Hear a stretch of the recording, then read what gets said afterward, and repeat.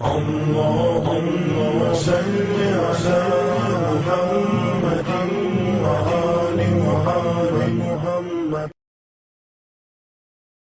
Bismillahirrahmanirrahim. Həzrəti Ummul Bəninin pak və nurlu həyatı, Həzrəti Əlinin salavatullahi və salamuhu əleyh tərif etdiyi ideal qadının həyatının bir davamıdır. Allah-u Teala'nı tanımağa aparan bir yol göstərəndir. O həyatını yalnız Allah-u Teala'ya həsr etmişdi. Düşüncəsi, hissiyatı və davranışı imamətlə birgə idi. Adı Fatimədir.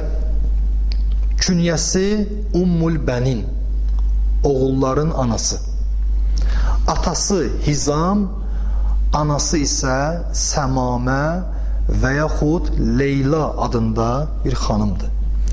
Özü də Bəni Kilab qəbiləsindəndir. Tarixi mənbələrdə bu mübarək xanımın dəqiq doğum tarixi qeyd olunmur, amma bizlərə məlumdur ki, Həzrəti Əli əleyhissalam ilə evliliyi hicrətin 26-cı ilindən əvvəl olub. Niyə? Çünki hicrətin 26-cı ilində Həzrəti Əbulfəzl Abbas əleyhissalam dünyaya gəlibdir. Bu özü göstəricidir ki, Həzrət Əli ilə Ummul Bəninin evliliyi hicrətin 26-cı ilindən əvvəldir. Və bu hesabla Ummul Bəninin yaşı 18-22 yaş arasındadır. Buna əsasən onun dünyaya gəlişi təxmini olaraq hicrətin 5-ci və 9-cu illəri arasında olduğu güman edilir. Hətta digər bir rəvayətə görə Kərbəla hadisəsi baş verəndə xanım Ummul Bəninin 55 yaşı vardı. Ərəblərdən heç kim inkar etmir ki, onun nəsli ərəb igidlərinin ən şücaətlisi olan bir tayfaya, Bəni Kilab tayfasına mənsubdur. Məsələn, məşhur döyüşçü Əbul Bəra Amir İbn Malik İbn Cəfər, Ummul Bəninin anası Səmanənin babasıdır. Çox şücaətli və igid bir ərəb olubdur. Həmçinin Ət-Tufeyl Faris Qərzil, o Ummul Bəninin birinci nənəsi Umrənin atasıdır. Ərəblərin igidlərindən sayılırdı.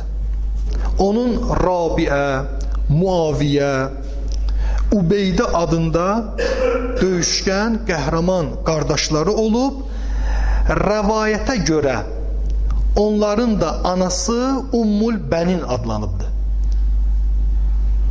Başqa kimləri deyə bilərik nəslindən?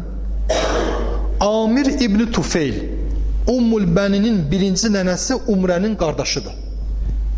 Və sərtliyi və igidliyi ilə ərəblərin ən parlaq igidlərindən sayılır. Daha sonra Urvə Ər-Rical ləqəbində İbn Ətəbə İbn Cəfər İbn Kilab, Ummul Bəninin ikinci nənəsi, Kəbşənin atasıdır. O da həmçinin Hicaz bölgəsinin sayılıb seçilən, tanınmış igidlərindən olub. Hətta barəsində yazırlar ki, dövrünün hökmdarlarının yanına gedəndə onu yaxşı qarşılayardılar. Ona bol-bol hədiyyələr verərdilər və gözəl şəkildə qəbul edərdilər. Bax, Ummul Bənin igidliyi və qəhrəmanlığı ilə tanınan nəsildəndir. Ona görə də bir rəvayətə əsasən Əmirul Müminin Əli əleyhissalam qardaşı Əqilə buyurur ki, mənim üçün nəsli igidlərdən olan bir qadın tapcınan onunla evlənim və o mənə şücaətli bir oğlan uşağı dünyaya gətirsin. Əqil Nəssabə idi. Nəssabə nəsil şəcərələri yaxşı bilən insana deyirlər. Və Əqil cavabında buyurur: Fatimə binti Hizam, Hizamın qızı Fatimə ilə evlən. Çünki ərəblər içində onun əcdadlarından daha igidləri yoxdur. Ummul-Bənin ixlası ilə tanınan bir xanımdır, səmimiyyəti ilə. Onun ixlasına və səmimiyyətinə tarixi mənbələrdən çoxlu nümunələr göstərə bilərik.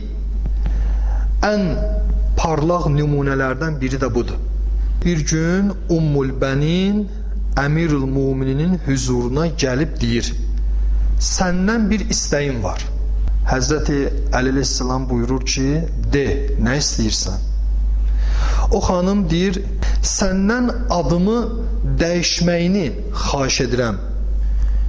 Çünki məni Fatimə deyə çağıranda Həsən, Hüseyn və Zeynəbin üzlərində kədər və qırğınlıq görürəm. Onlar anaları Fatimətü Zəhranı salamullahi əleyha xatırlayırlar və bu onları incidir. Elə bu istəyindən sonra Əmirül Muminin o andan etibarən onu Fatimə deyə yox, Ummul-Bənin künyəsi ilə çağırır. Əmirül Muminin onu oğulların anası künyəsi ilə adlandırır. Görürsünüz, Ummul-Bəninin bu hərəkəti Əhl-i Beytə qarşı ixlasını və səmimiyyətini göstərən açıq-aydın bir hadisədir. Ummul-Bəninin məqamı və mənziləti Əhl-i Beyt yanında ucadır və həmçinin də Allah-u Teala dərgahında elə bu kifayət eləyər ki, Ummul-Bənin 4 şəhid anasıdır. Həzrəti Əli əleyhissalamla evlənəndən sonra 4 igid dünyaya gətirdi. 1. Həzrəti Əbulfəzl Abbas, 2. Abdullah, 3. Osman, 4. Cəfər. Və 4-ünü də İmam Hüseyn əleyhissalamla birlikdə göndərdi və onun yolunda qurban etdi. 4-ü də Əbu Abdillah İmam Hüseyn əleyhissalamın qarşısında şəhid olublar. O qədər İmam Hüseynə sevgisi, imamətə bağlılığı, sədaqəti və ixlası var idi ki, gözü xəbər gətirən şəxsə düşəndə ki, Bişirdir, qayıtdılar Mədinəyə. Əhl-i Beyt Mədinəyə qaydanda Bişirdən xəbər göndərdilər şəhərə. Özləri hələ şəhərə daxil olmamışdılar. Ummul-Bəninin gözü o xəbər gətirən Bişrə düşəndə o nə Abbasdan, nə də İmam Hüseynlə birlikdə şəhid olan oğullarından hər hansı birindən sual etmədi. Demədi Osmanın vəziyyəti necədir? Demədi Cəfər necə oldu? Yalnız İmam Hüseyn barəsində soruşdu. Verdiyi sual da bundan ibarət idi. Hüseyn sağdır ya yox? Bu sualı eşidəndə Bişir təəccübləndi. Fikirləşdi, necə olur ki, öz oğulları haqqında soruşmur? Və zənn etdi ki, bəlkə qadın şoka düşüb, öz övladlarının unudubdu. Ona görə onların aqibəti ilə maraqlanmır. Buna görə Bişir oğullarını başlayır ona bir-bir sadalamağa və hər birinin adını çəkəndə ona təsəlli verir və deyirdi, oğlun Cəfər üçün Allah sənə böyük əcir versin. Bunu eşidəndə Ummul-Bənin dərhal cavabında deyirdi, məgər mən Cəfər barəsində sənə sual verdim? Bişir yenə də davam eləyir. Oğlun Abdullah üçün Allah sənə böyük savab versin. Dərhal Ummul-Bənin cavabında deyir, məgər mən sənə Abdullah barəsində sual verdim?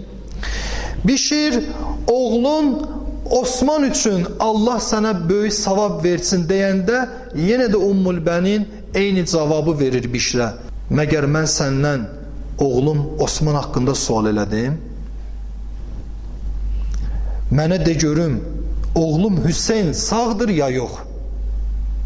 Aha, Bişir deyəndə ki, oğlun Abbasa görə Allah sənə böyük savab və əcr versin, Ummul-Bəninin çiynində uşaq var idi. Bu xəbəri eşidəndə bədəni titrədi və çiynindəki daşıdığı balaca uşağı saxlaya bilmədi, balaca uşaq düşdü yerə. Uşaq yerə düşməsinə baxmayaraq özünü topladı, dözdü və yenə də qalxdı ayağa. Axı bilirdi, Əbülfəz Abbasa bir şey olubsa, İmam Hüseynə də bir şey olacaq. Qalxdı ayağa, israrla yenə Bişirdən sual elədi. Mənə oğlum Hüseyn haqqında denən sağdır ya yox? Bişir deyəndə ki, Hüseyni də qətlə yetirdilər. Hüseynin şəhadət xəbərini Ummul-Bəninə xəbər verəndə fəryad çəkdi. Dedi, vay Hüseynim, vay qəlbimin sevgisi, ey mənim oğlum, ey gözümün nuru Hüseyn.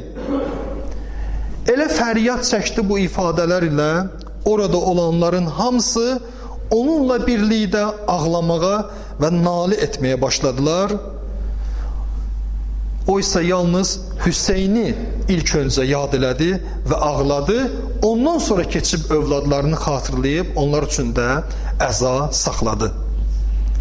Qeyd olunur ki, daha sonra Ummul-Bənin Bəqi qəbristanlığına üz tutur. Axı şəhid olmuş 4 övladının qəbri Kərbəladadır. Niyə Bəqi qəbristanlığına gedir? Bəqi qəbristanlığına tərəf üz tutur, gedir orada övladlarının hər biri üçün 4 dənə qəbir yeri nişanlayır. Və günün altında oturub o nişanladığı 4 qəbrə baxaraq ağlayır, fəryad eləyir. Onun bu fəryadı nəinki Bəni Üməyyəyə qarşı, hər zaman və hər məkanda olan zalim və tükənməz zülmkarları qarşı bir nifrət alovu yandırmaq üçündür. Bəli, bu xanım Hicrətin 64-cü ili Cəmadüs-Sani ayının 13-cü günü dünyasını dəyişir və qəbri də Bəqi qəbristanlığındadır. Allah-u Teala onun qəbrini ziyarət etməyi bizlərə nəsib eyləsin. Allah-u Teala 4 şəhid anası olan Ummul-Bəninə xatir bizim də şəhid analarımıza böyük savab və əcr nəsib etsin.